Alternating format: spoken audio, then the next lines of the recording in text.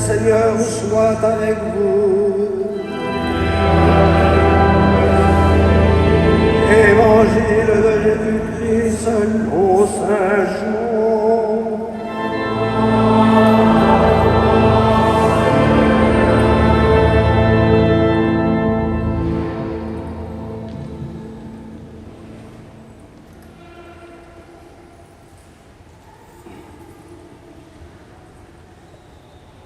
En ce temps-là, Jésus disait aux foules des Juifs, « Moi, je suis le pain vivant qui est descendu du ciel.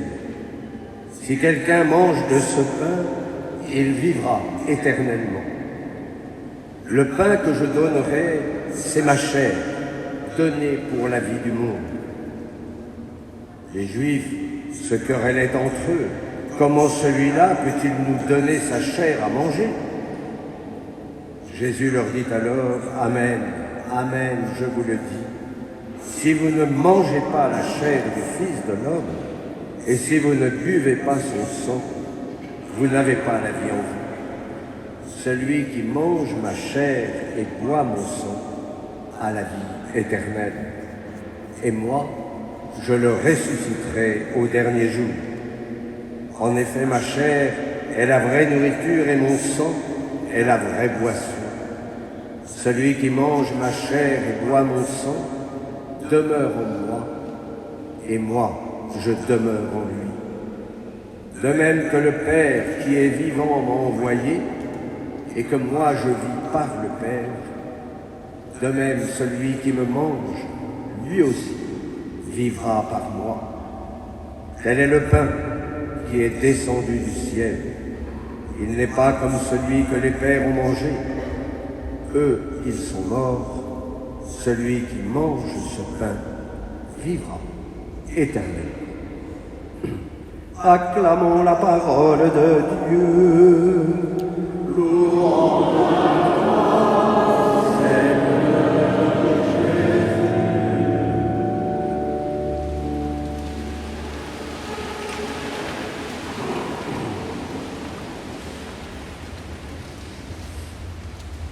Je le dis souvent, notre Dieu est un bon pédagogue.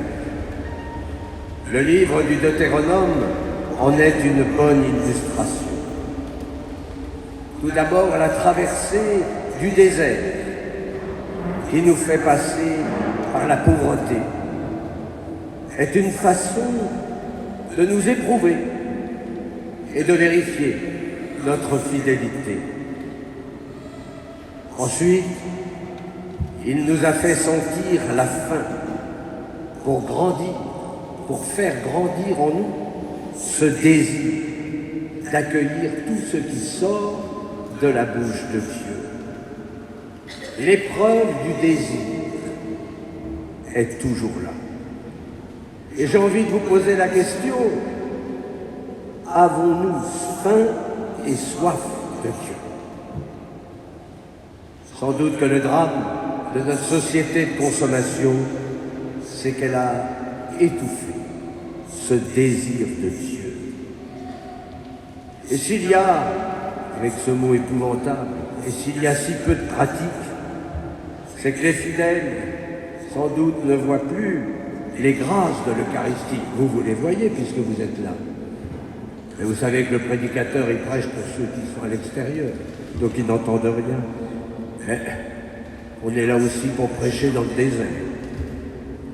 En tout cas, c'est le Christ lui-même qui nous en parle dans l'Évangile. Moi, je suis le pain vivant qui est descendu du ciel.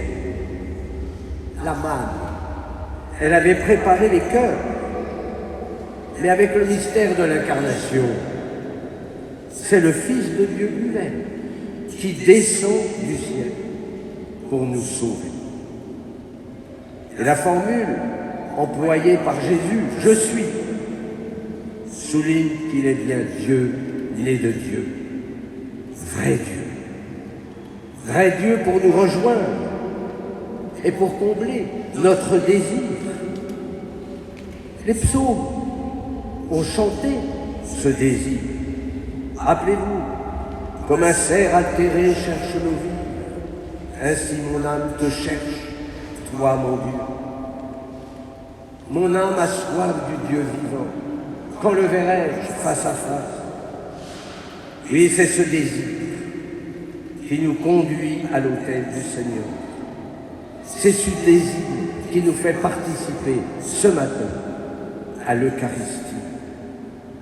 Ce pain qui est sa chair, procure la vie éternelle. Et donc la résurrection.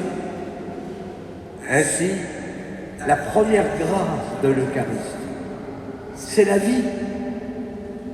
Dès maintenant, ce pain que je reçois, ce corps du Seigneur, dès maintenant ce pain me divinise progressivement. Mieux, il me transfigure. Comme dirait le curé d'Ars, on devrait voir le Christ transparaître sur nos poitrines et nos visages. C'est-à-dire que la communion, elle accroît aussi notre union au Christ. Il s'agit de cette intimité, de cette intériorité avec notre Seigneur. Qui mange ma chair et boit mon sang demeure en moi, et moi en lui. Comme je le disais lors de la fête de la Trinité, le corps du Christ accroît, renouvelle cette vie de grâce qu'on a reçue le jour de notre baptême. Ce corps livré, ce sang versé ne peuvent que nous purifier. L'Eucharistie nous rend forts dans le combat spirituel. Oui, quand vous recevez le corps et le sang du Seigneur, vous recevez l'amour. Et nous sommes appelés à partager cet amour. Comme le disent nos pères dans la foi, l'Eucharistie construit l'Église. La communion renouvelle. Elle fortifie notre incorporation à l'Église, comme vient de le rappeler saint Paul. Puisqu'il y a un seul pain, la multitude que nous sommes est un seul corps, car nous avons tous part à un seul pain. Comme il est triste parfois de voir que l'Eucharistie peut devenir source de division dans l'Église, et parfois même chez les catholiques.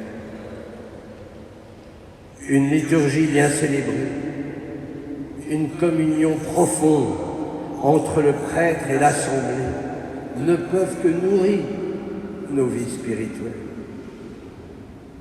Mais enfin, il ne faut pas oublier non plus les aspects compromettants de l'Eucharistie. C'est-à-dire, vous allez recevoir l'amour, et cet amour reçu, il faut le partager. Le partager avec les plus pauvres. Il va falloir annoncer cette bonne nouvelle. Oui, il faut toute une vie pour entrer dans un tel mystère. Toute une vie pour se perdre dans ce mystère et pour y demeurer. Ne nous privons surtout pas de cette grâce. Moi, je suis sûr que vous avez le désir, tous, d'être comme Dieu. C'est notre désir qui nous habite. On veut tous être comme Dieu. Mais alors, j'allais dire, recevez le corps du Christ. Ah ben vous serez comme Dieu. Vous ne prendrez pas la place de Dieu, mais vous serez comme Dieu. Donc, ne vous fatiguez pas. Mettez-vous à la suite du Christ. Ou comme le disait le grand saint Augustin, qui est là, dans notre Église, devenez ce que vous recevez. Oui, devenez ce corps du Seigneur.